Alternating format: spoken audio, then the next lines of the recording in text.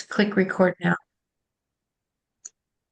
So, yes, I want to welcome everyone to our November 13th meeting of the Gainesville End-of-Life Doulas. And today our topic is what to do with my stuff. And we're going around and sharing some ideas.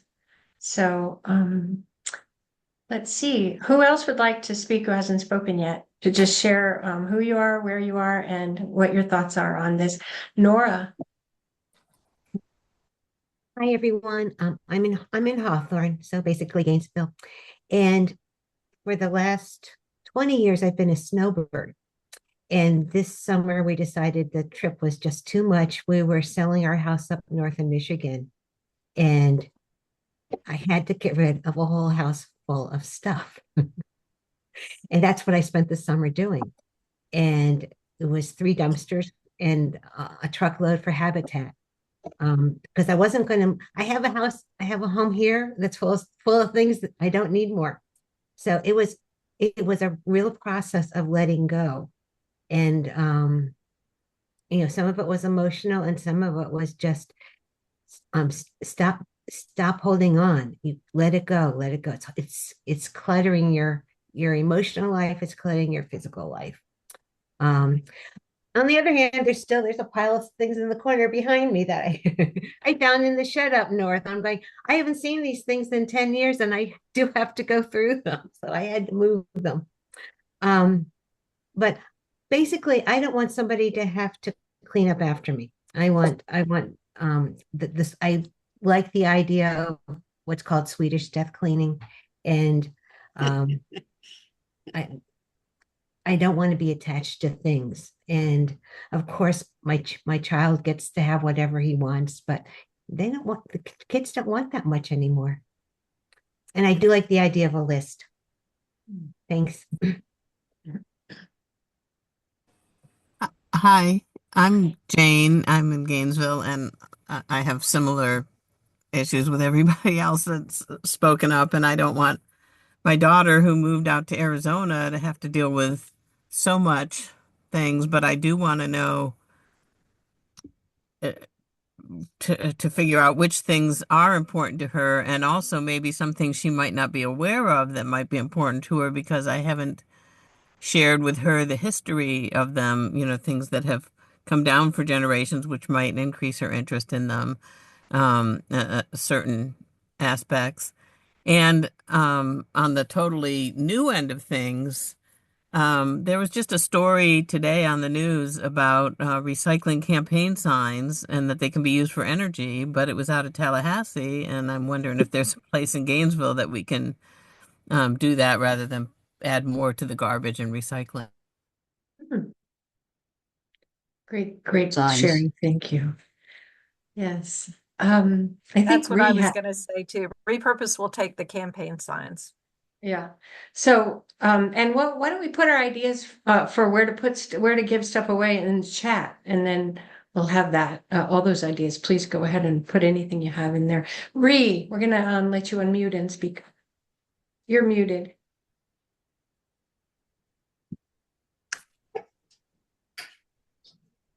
It's a little red button with a slash through it, says audio somewhere.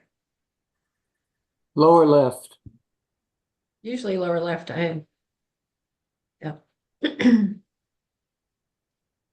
Picture the little microphone. It came up in the middle. There you go. I'm Ree. I am in improv with her. When I lost my husband, I have been trying to clean out 2 houses, one in Tennessee and one down here, because I do not use a pack rat. And after all these years, I'm not that much greater. And I know in trying to get rid of, I know a lot of those albums with all those great pictures. I've made albums for my kids and given it to them. So much of the stuff our children don't want. And I don't want to burden them with any more than they're going to get. A lot of the sentimental things, I can tell you right now, unless it's mine or something like that, they don't understand it and it means nothing. Some of the stuff I did where, we have some things that might be a little expensive, especially the person that has all those antiques. I've written down, don't sell these at a garage sale for $2, but I'm trying to clean out continually. One of the places, clothes, if you have, there are some of the homeless shelters. I know right now I'm going to go back to Tennessee, and I'm not sure I'm going to fit in my car.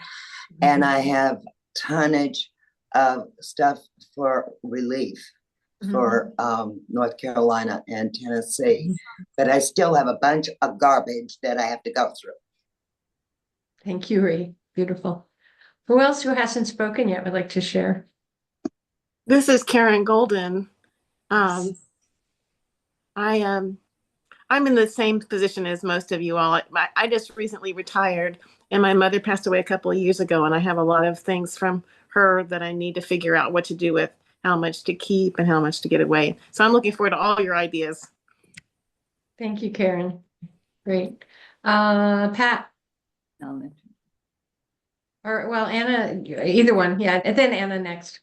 Okay, I'm just going to introduce myself. I'm in Gainesville. I'm a local doula, and I have been personally coping and dealing with and going through exactly what you're doing, and also have been helpful to other people. So it's wonderful to hear this topic and share with you. Thank you so much. Thank you, Anna. Now we'll go to Pat. Okay. Hi, everybody. I have one daughter. I live in Gainesville, and I've been little by little getting rid of things. And right now I have two categories of things that are really hard to get rid of. One is I have wonderful plaques that my father earned. And I'm thinking, this is nice wood. Somebody should be able to use it. And so I don't know what to do with those. And I also have pictures galore. And my daughter is an only child. She's the end of my immediate family line and her dad's. So there's nobody to give them to, and they go back. I mean, they're relatives, and I just hate to throw them all in the trash, but I have no idea what else to do. So. Thank you, Pat. Anyone else who hasn't shared who'd like to introduce yourself? Chris. Jackie Trudeau. Oh, And yes. Relating to Pat's recent comment, I found my town where I grew up in Massachusetts, a small town, they actually had a historical commission. And they were interested in some of the historical information that I've maintained on my family over the years. So I'm working with them a bit. So, if you have that kind of, background, sometimes that's a place that you can go and find out about. I have contacted one of the move managers recently here in Gainesville and got a referral for someone who does appraisals, who'll come to your house and look at your items and things like that. So I had made a list of those items at her request, and she's not interested in anything. Could you give me that name? Could you give me us her name or contact number? Yeah, anything like that, we'll just put it in the chat. Go ahead and put it in the chat. Okay. That way we can see it. Wanted to let you know that, that's discouraging when you've got everything sorted out and you've decided what you're going to give away, or you don't want anymore and your kids don't want it. And then you find out that nobody else wants it either. Mm-hmm. So things like furniture and antique silverware or old, dishes, whatever, we've probably got all of them hidden away somewhere. Yeah. Thank you for having this Thank, meeting. thank you, Jackie. Yeah, we're still going around to those who haven't spoken yet, and then we'll do a little talk and then we'll continue. Chris Eaton. I might be the only one on this group that's a minimalist. I don't own much. I don't like anything that acquires dust. If it has too much dust on it, it means I haven't used it. And so what I do is I give things away. I've got nieces, I've got nephews, I've got sisters. If they show interest in something and I haven't used it, I pass it on. If I think I can put it up for consignment, because nobody wants it. I have also cleared out three houses post-death. My three grandparents. One was a professional hoarder. It was like stacked to the ceiling, and that was one of the most enjoyable 3 weeks of my life because I had the flexibility to do so. And I found little treasures here and there. And but yeah, I worked a lot on donating what I thought would sell. We did a estate sale, and what wasn't gotten rid of that we thought it was of a value, we put it consignment, and then the rest we took pictures of. And if I really think I'm going to miss something, but I know I don't use it, I take a picture of it. That way I can look at it later. Cool.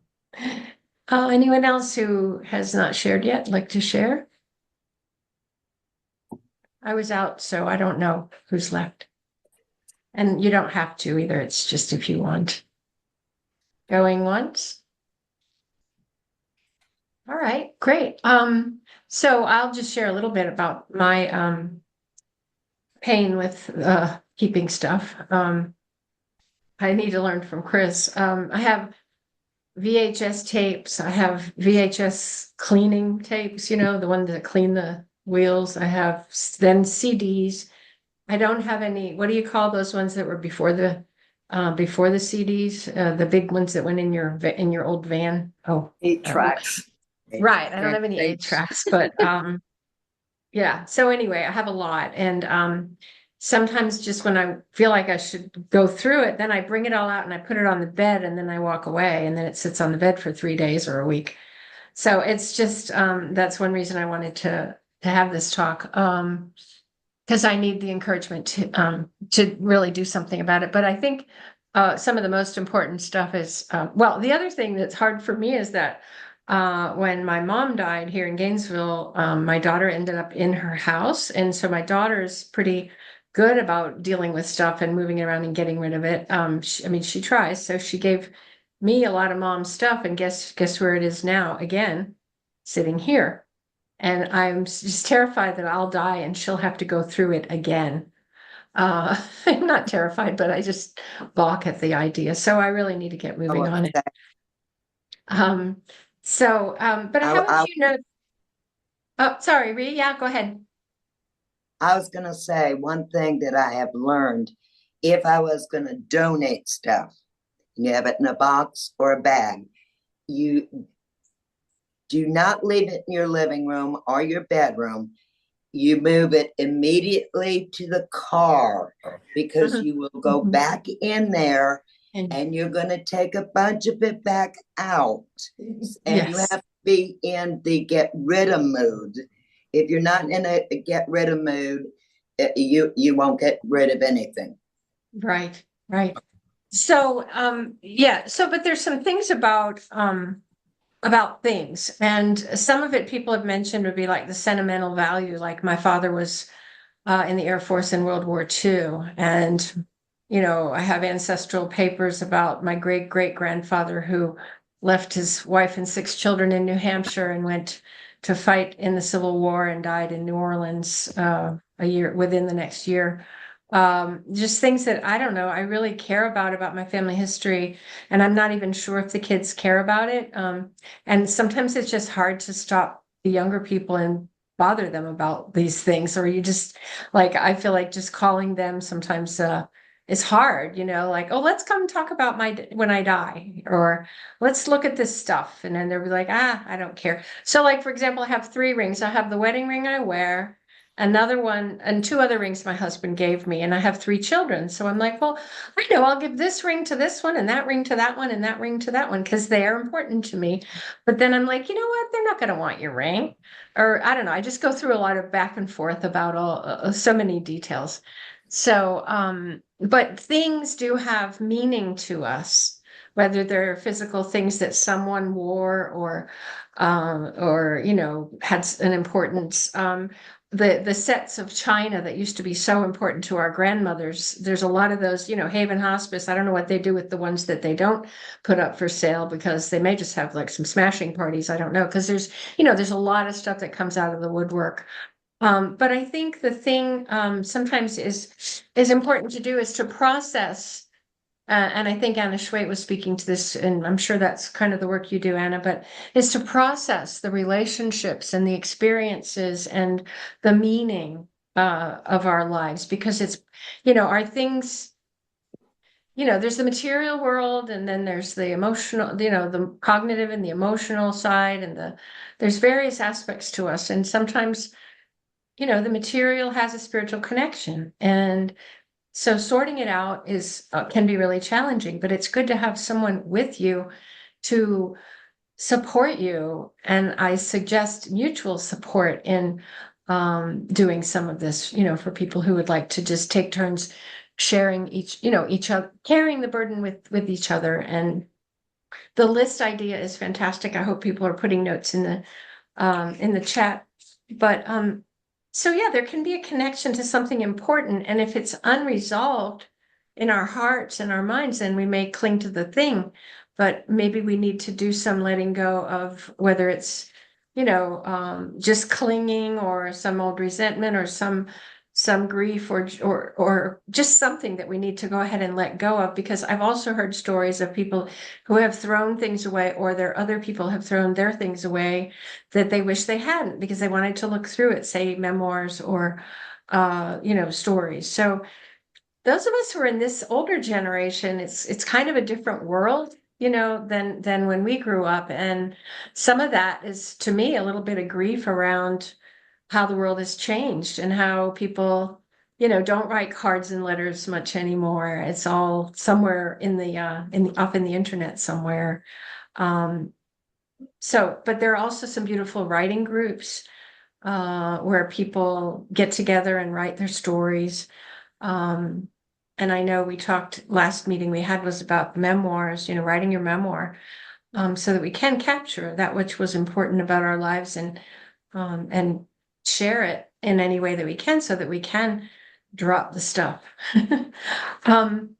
So, but I also wanted to share a little thing. I don't think Angela came, but Angela Dragon is a woman. I don't see her on our list. Wow, we have 29 people here. That's amazing. But Angela, it's her work, I guess, for the past 10 years has been to help people clear their stuff. And I think it's a wonderful service. I met her at the Gainesville Area Women's Network. So I just looked at some of the notes that she wrote. And she says don't choose what to throw away, choose what you must keep. And, or that you feel you need to keep. So instead of like, oh, I'll throw this away or that away, just choose what's important to you and keep it, and just let the other stuff go. And also she says, hug it and let it go. So use this technique when you find yourself faced with an item that doesn't really fit into your life, but it might be difficult to let go of. Talk to it, hug it, pat it, share it with someone, do whatever work, you know, you need to do to be comfortable to say, okay, bye-bye. Because you know what? Everything in life is temporary, and things really aren't that important. I think in our minds, we attach importance to them sometimes, but she says, hug it and let it go. And so let the sunshine in. Notice if any windows are blocked by a TV or some other furniture or other item, and then consider moving the stuff around in your house so that the windows are open and not blocked. And, you know, clean your windows maybe, just some clearing and cleaning. Open your windows, have some fresh air coming in, you know, just do something a little different. And then she says have physical limits for each category. So she says sometimes we can accumulate things faster than we get rid of them. So I have a friend who loves to go to Haven Hospice thrift shop, and she's like, oh, I feel so guilty. I want to go to the thrift shop. And I'm like, well, take 5 things away and give them to the thrift shop because they have a nice drop box right at the front door, and just get one. If you have fun, thrift shopping, and just get one thing, but get rid of 5. Sort of little tricks like that so that you make an agreement with yourself. So anyway, those are just a few ideas, but I think the thing is to deal with what's meaningful to us. And the beauty of gathering like this and making friends and sharing with our friends is that we can really confide in one another and share what's important. One more point is that and when someone dies and you're really deep in grief, some people just get somebody in there to empty the closet and get it out quick, but others lay 3 piles of let's say clothing. It might still have the scent of your loved one on it, or their cologne, or you remember they wore it to a wedding, or something special. And so you can just make 3 piles, one that you're just going to keep for now, one that on the right, that you definitely are going to put in the Goodwill or whatever, or the homeless. And then the one in the middle is you're not sure, so you give yourself that flexibility that, hey, it's okay. I don't have to, put myself in a corner about this stuff. Just then go and like somebody said with their cards, someone, I forget who it was, but twice a year they go through their precious cards that people have given them and written nice notes on. And probably Chris doesn't keep these, but once in a while you want to go back and look at the card and remember the person. So, but twice a year at Christmas and in the summer, they go through the cards and kiss some of them goodbye and put some new ones in, and just keep it moving, I think is the idea, so that we don't get sort of stuck and entrenched. So what I'd like to do, because we are, our group is doulas, I'd like to introduce some of the doulas that are here, the end-of-life doulas.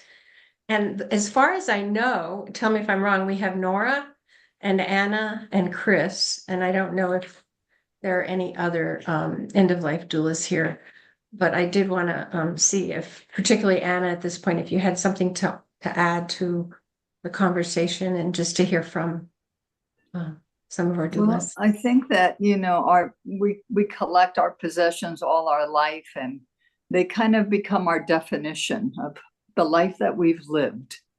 And one thing that I had, as teaching as well, I had all these lectures, and I remembered with each folder that I picked up, someone talked about being in the same position. And I'd say, oh no, I can't throw this away. I remember how much time and how much energy, and I threw them all away because I realized that I was at a different place in my life, that I did not need to hold on to that.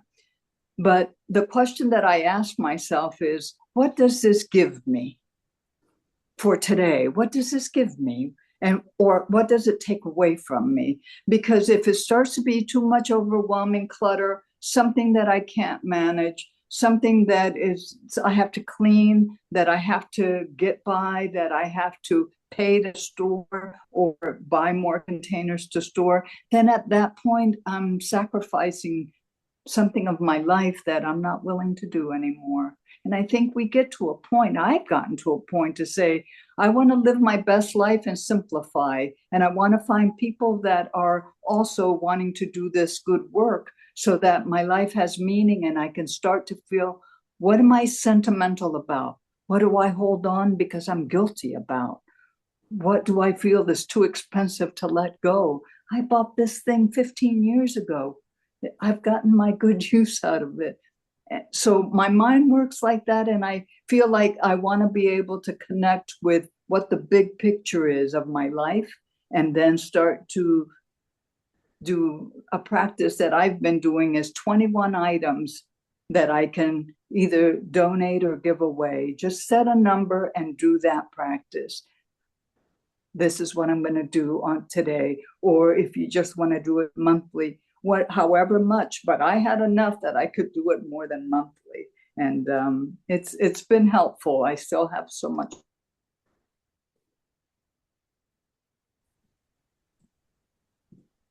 Wonderful. I guess it looks like Anna's frozen a little bit right now. Or am I? Chris, are we on? Are we all still here? Something froze. Everyone was frozen on my end. Yeah. I think I froze. Anyway, yep. Thank you. Thank you, Anna. That's beautiful. 21 a day, 21 a week, 21 a month, or whatever. Yeah, it's kind of cool.